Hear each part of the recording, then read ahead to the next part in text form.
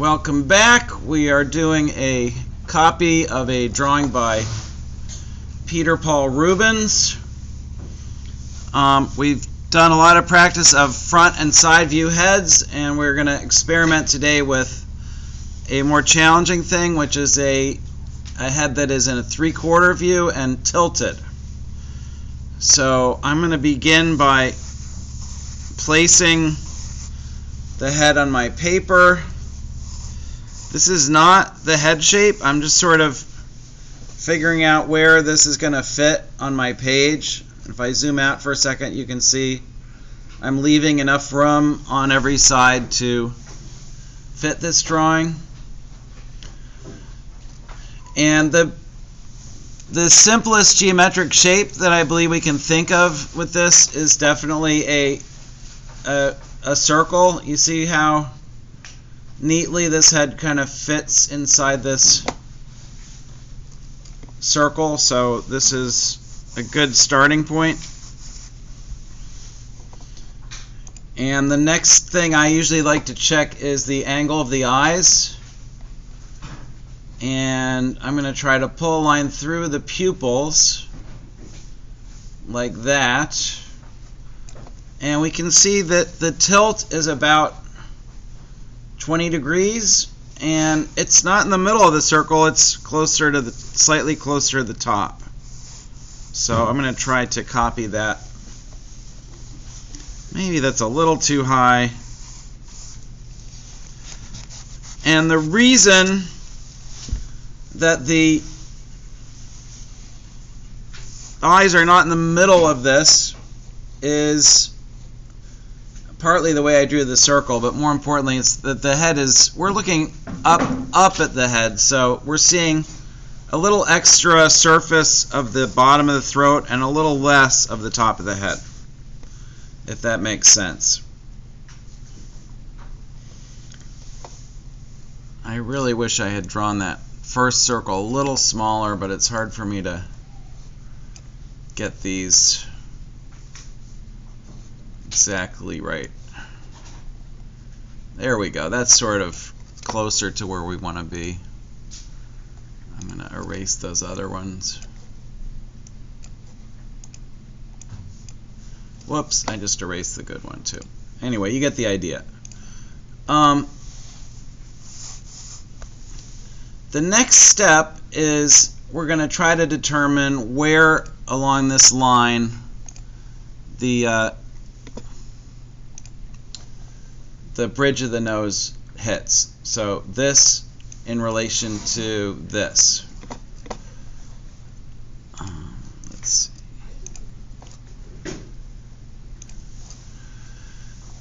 So I'm going to ask myself where along this line this bridge of the nose is, and I'm going to say it's about, if this is a unit, this is 2 units, 3, 4, 5. It's about 1/5 or 1/6 along this line.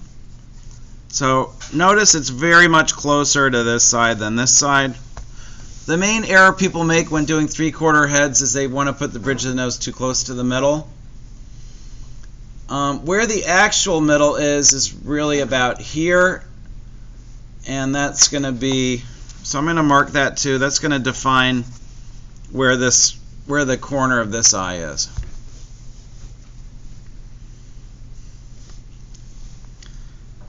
And now that I know where this break is, I'm going to go ahead and draw this line, and notice that that's almost vertical. It just tilts slightly out to the left, and this line is tilting a little more to the left, going the other way.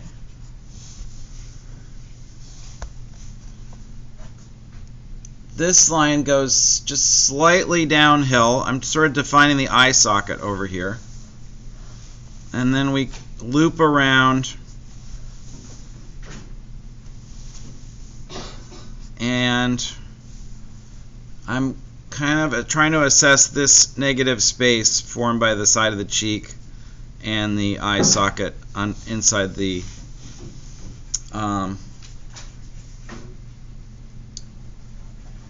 inside the bridge of the nose. Now, when looking for the length of the nose, which is a very easy thing to get wrong, one thing we like to do is think about centering it roughly between the eyebrows and the bottom of the chin. And I'm going to take a quick measurement from my screen to confirm that. And indeed, if this line is the eyebrows and this line represents the bottom of the chin, the nose is centered there between the two. You can measure it on your screen if you want. You're going to find this distance and this distance are the same. So that's the easiest way to avoid making the nose too long, which, as you know, is one of the main things you can get wrong.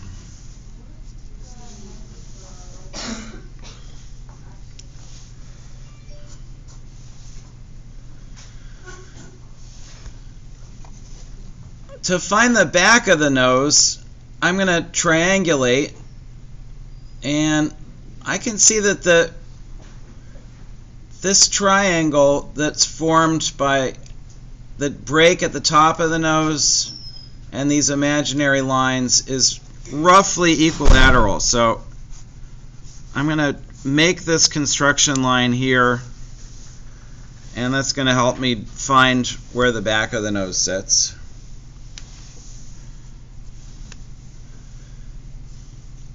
And the line between the lips, as we've learned, is going to be a third of the way between the bottom of the nose and the bottom of the chin. So that's about there. All we've done so far is taken a bunch of measurements and yet these are going to prove to be really important. So here's this line at the outside of the cheek. Notice right here, a little bit, just about even with the tip of the nose, this changes direction and starts heading in towards the chin. And then further down, it angles more towards the chin. And this is called blocking things in. Instead of trying to just copy these curves, we're trying to break these curves up into line segments. With line segments, we can more easily measure distances and angles, and then we're going to change those into curves as we proceed. Here's another line segment. Notice that this is from the top of the brow. It tips slightly out before it then changes direction and angles in.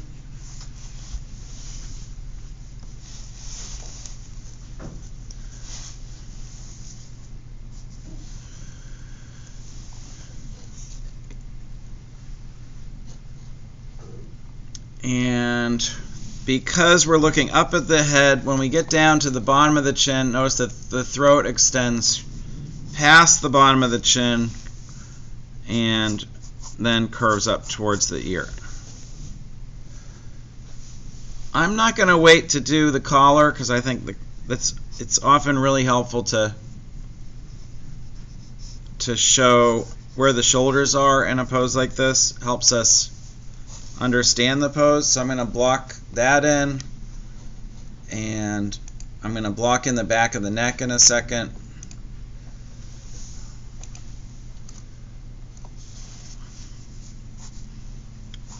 There's the back of the neck.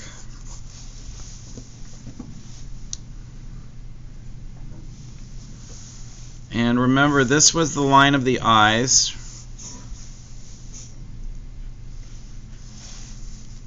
So this should be roughly parallel to it. So this other eyebrow is going to be up here.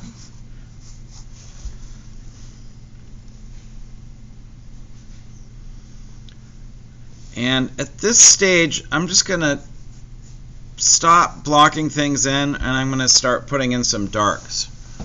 And I know that might seem premature, but bear with me.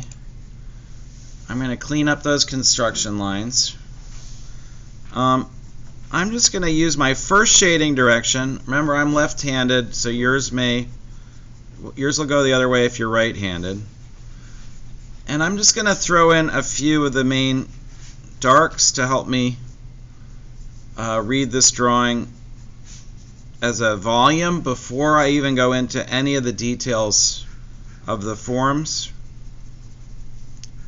And just try to do exactly what I'm doing, only shade the other direction if you're right-handed.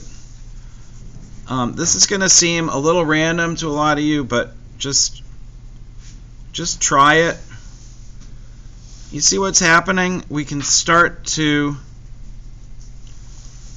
detect the direction of her gaze. And when I pop in this shadow along the cheek, we're going to start to be able to read the form as a volume.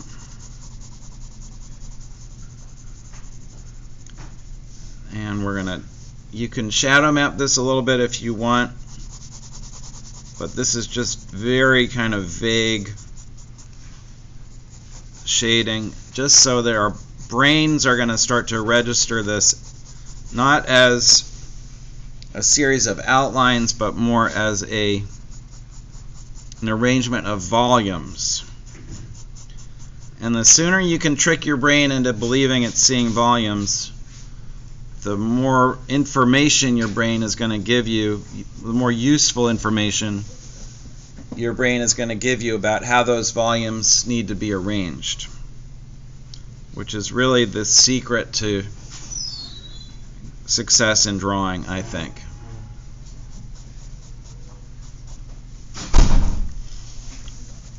I'm going to clean up some of these construction lines now, and I want you to notice that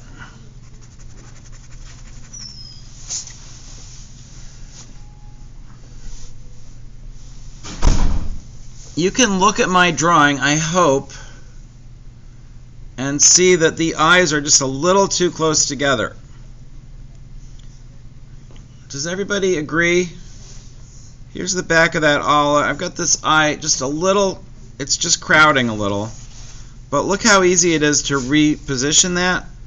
I'm just going to do a little erasing and try it over here.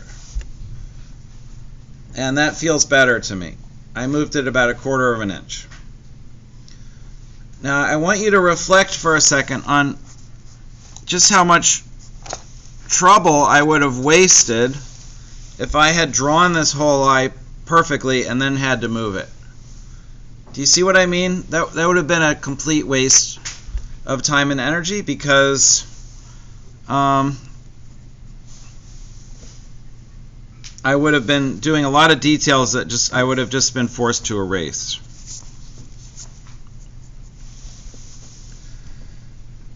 But now I'm able to sort of glance back and forth, and I'm feeling better about this eye location. So look at your drawing. If you're able to just believe that you're looking at a three-dimensional volume, make sure everything seems to be roughly in the right place.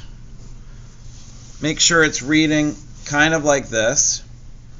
If it isn't, this is the time to make adjustments, because we still haven't pressed hard anywhere. We haven't done any details anywhere. It's really not difficult to change things now. It's going to get a lot harder in a minute. But if you're content with what you have, we're going to go ahead and do some details.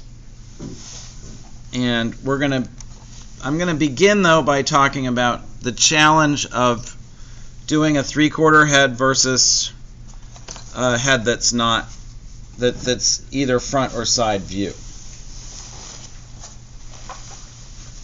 So let me get a scrap of paper, and we're going to talk for just a minute about what we're seeing in this mouth. Now, when we learn to draw mouths, we learn to put a little curve in the middle And then we learn to go down and up on the left and down and up on the right. And this is a symmetrical form. Right? This is the same on the left as it is on the right. This is how the mouth looks from the front.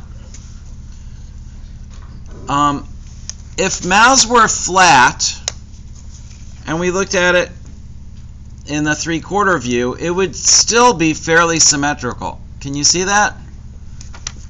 It's still the distance from here to here, like we'll call this distance x and this distance y.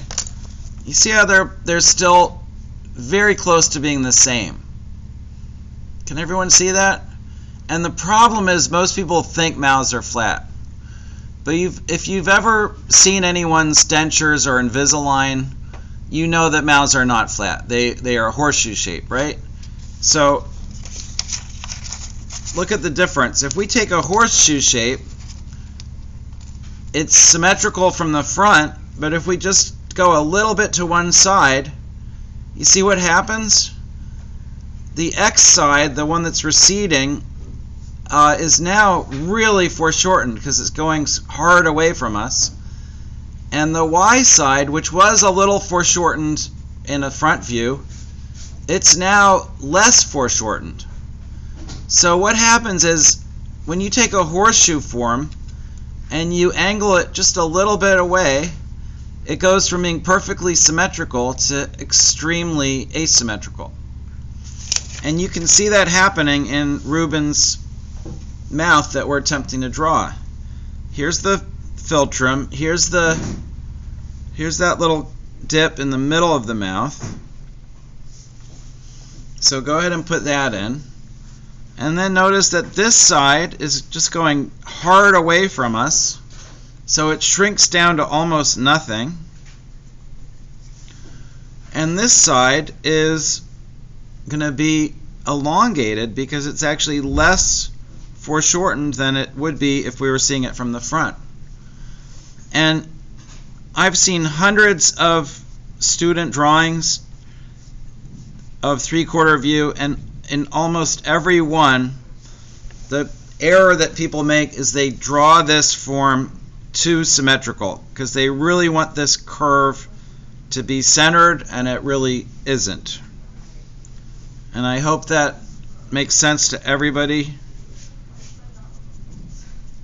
But the difference between this arm of the mouth here and this here is about 4:1 in this drawing. And that's what we're aiming for in our drawings. And yet, in one student drawing after another, people will do it and they'll make it like 1.5:1 or 2:1 instead of, they're going to underestimate the degree of asymmetry that is actually there. But if you capture it, then what you're going to find, as I hope you see in my drawing, which is a mouth that really feels like it's turning a corner.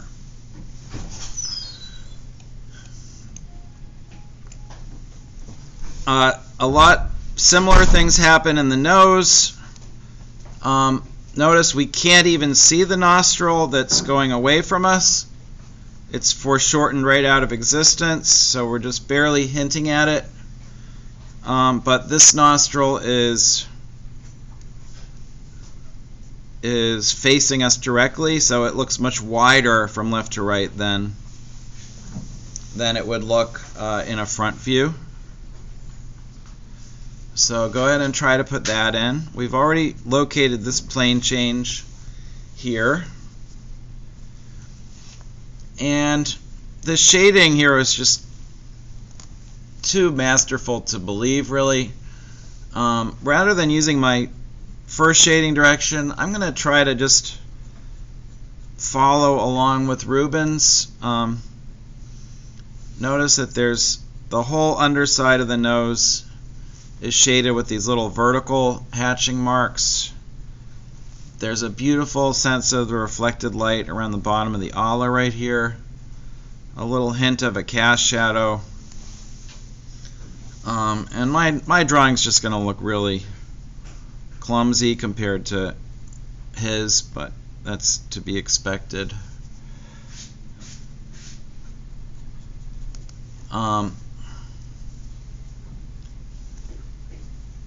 If we just spent the whole semester copying Rubens drawings, we'd probably all learn more than almost anything we could do with ourselves in this class. But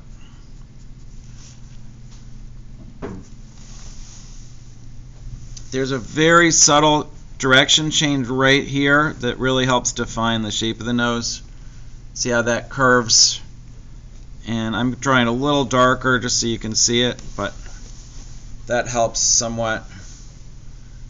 And you can also see, it's kind of fascinating, see this line right here?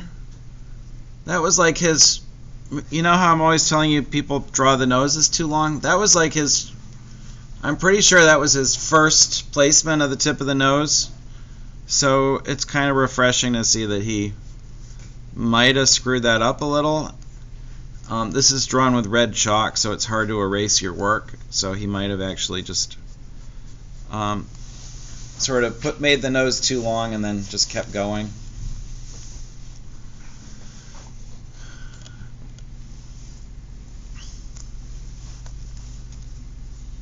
Once the mouth is defined, we can have a better appreciation of where these curves at the outside of the mouth are, the side of the cheek, or the side of the face below the cheek. These are kind of muscle and fat forms that surround the mouth, so there is a correspondence there, and you can see another little change of direction between this curve and the curve of the cheek. And then the curve of the chin is another directional change.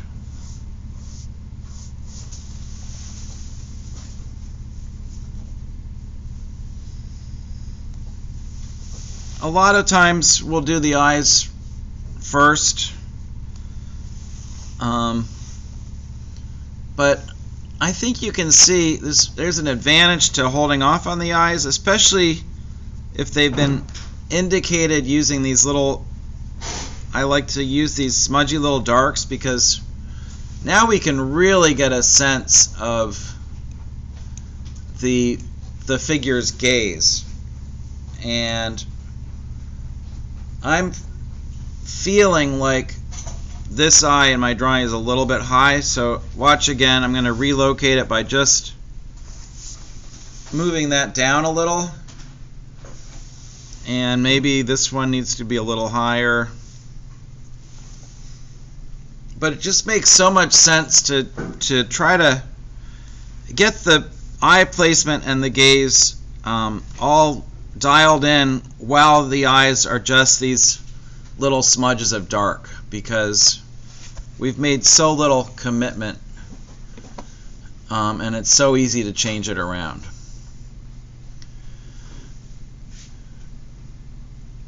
So one of my recommendations in any three-quarter view is to be sure to measure, really try to think, where is the top of the ala, which is here, and where's the bottom of the eye socket, which is like here and here,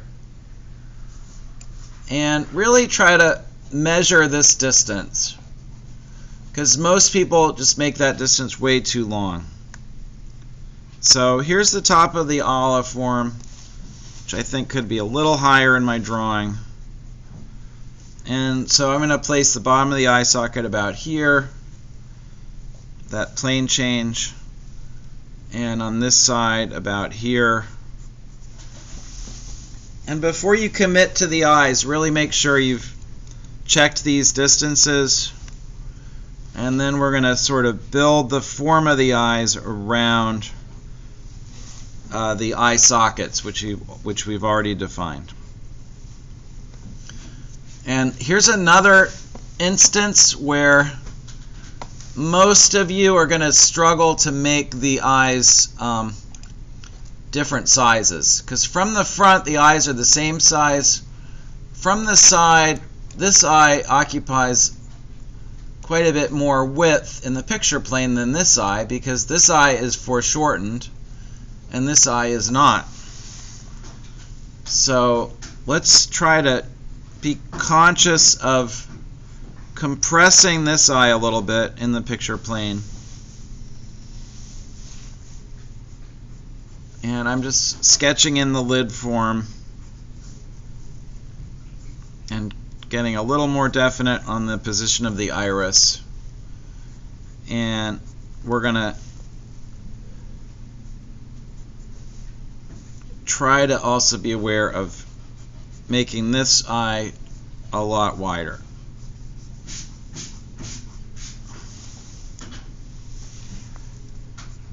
We're not thinking about detail yet, we're just thinking about blocking these in. Again, we could think of this as a series of blocked in straight lines, like that. And we could think of this as an even simpler form. So straight line here, up and over.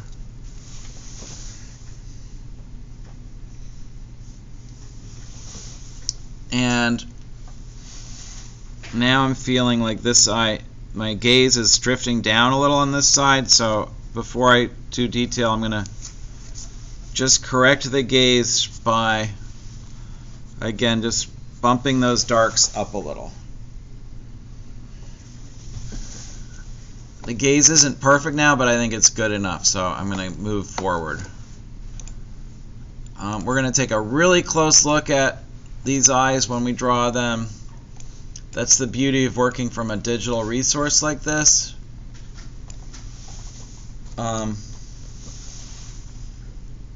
So this has been blocked in. This is one of the hardest things to get right when you're starting out, is the eyelid is flipping around here. We're seeing the outside of the eyelid up to about here, and then it flips around, and here we're seeing the inside of the eyelid.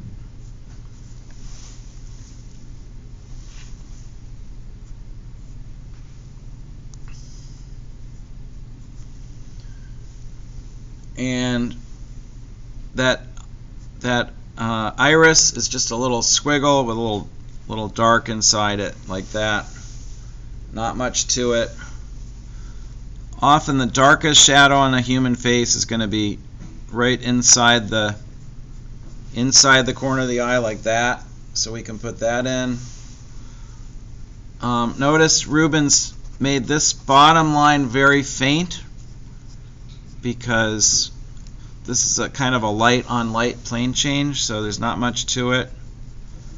And there's a little shadow under.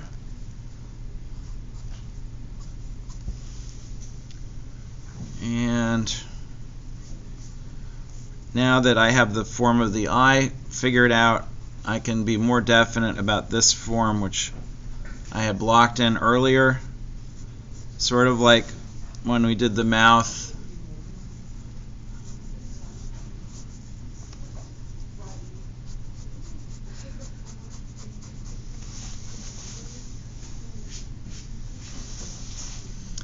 And I'm feeling like I need just a little more lift to my eyebrow, so that's an easy thing to change. That affects the expression somewhat, makes it look a little more spiritual.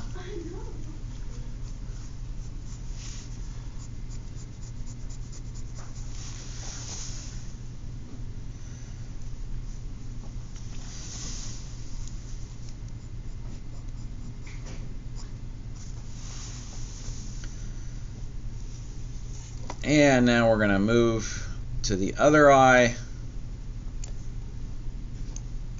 I'm going to zoom out a little so we can see them both at the same time. And you'll notice we're seeing the same thing here. This is the outside of the eyelid across here. Then we're seeing this slope across the top of the lid. And here we're seeing the inside of the eyelid. And look at how broad this space is. And this is a space that most beginners just don't even acknowledge that it exists. that inside surface of the eyelid. And Rubens has really, I think, exaggerated it slightly to very good effect.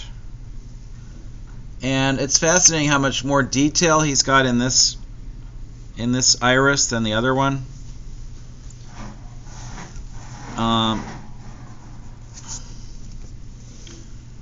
It's also fascinating.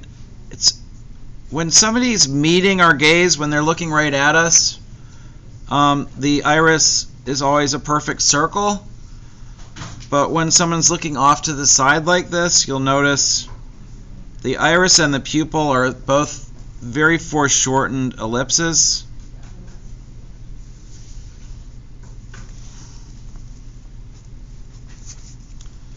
And I think that's, again, my appreciation every time I do a copy like this, like the beauty of the way that eye is drawn, the light that fills the iris, the little subtle highlight on the white of the eye. It's just amazing stuff. And also notice this is the inside of an eyelid here, and this shelf between the bottom of the white of the eye and the lash line here is also a surface inside of it's the inside of the lower lid. And that's another surface that most beginners don't even bother trying to represent. But Rubens, again, has slightly exaggerated its thickness, and that kind of gives the eyes this very kind of fleshy prominence that I think is part of what makes this drawing immediately recognizable as a Rubens.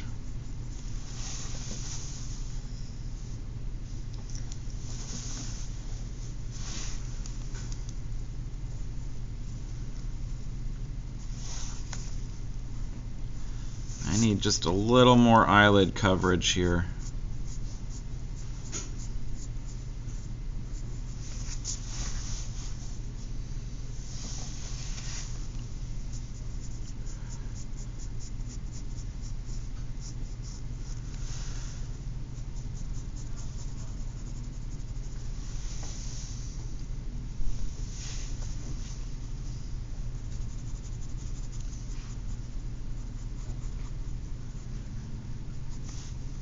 So the bridge of the nose here is defined by this continuation of this halftone from the inside of the eye socket along the side of the nose.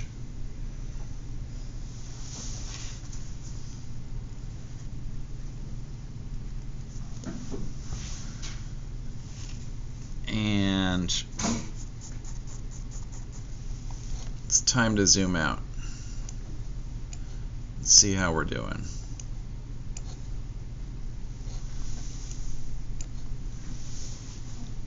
So to change her expression, I'm going to put a little more dark at the corner of the mouth. I didn't shade enough. This whole side of the face is slightly shaded down to a halftone. Most beginners just want to bring out this edge between the face and the background much too hard, which you can see I even did. Notice how he really doesn't play up the sharpness of this boundary because he wants the drawing to turn. He wants this edge to recede in space, and by making this too sharp, it makes it leap forward as it was in my drawing a second ago. So that's another kind of advanced technique that we're witnessing here.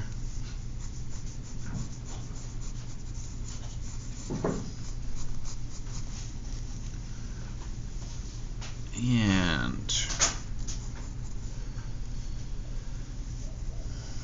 I hope everyone can recognize what we're seeing under the throat here is a beautiful reflected light.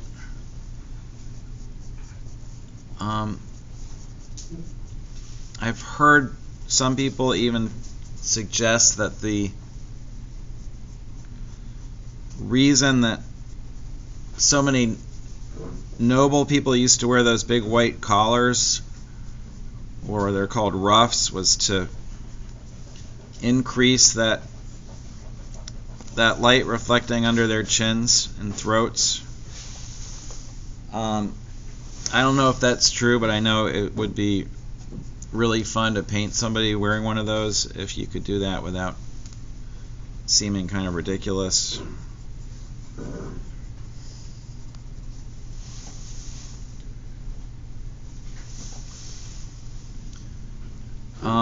There's a slight reflected light on the upper lip, which I'm going to bring out by going a little darker of my shading along the top edge and leaving the bottom edge alone.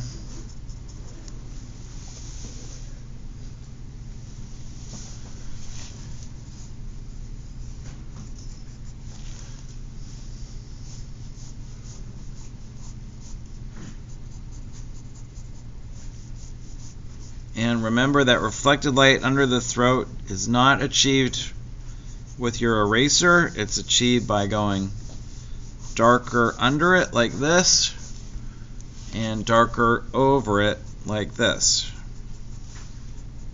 because we don't want this light to compete with the actual lights, like our lights up here on the cheek. That would be a bad move.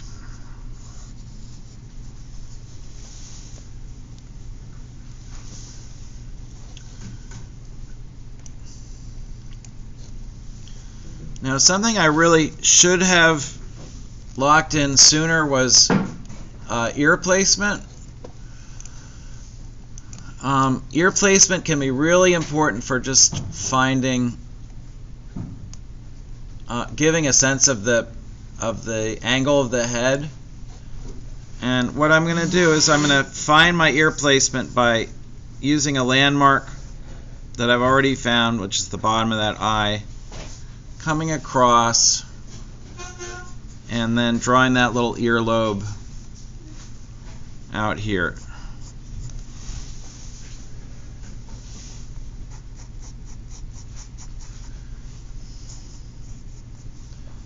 And with that, this study is about as far as I'm going to bring it. I'm going to come around in a second and just keep working. I'm going to come around and look at yours in a second. I'm going to throw a little bit of that dark behind the back of the neck, and he didn't put a lot of attention to the hair in this drawing, neither am I.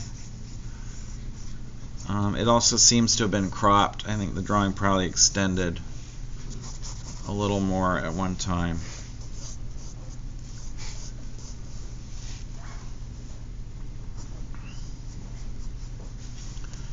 Go a little darker on the eyebrows.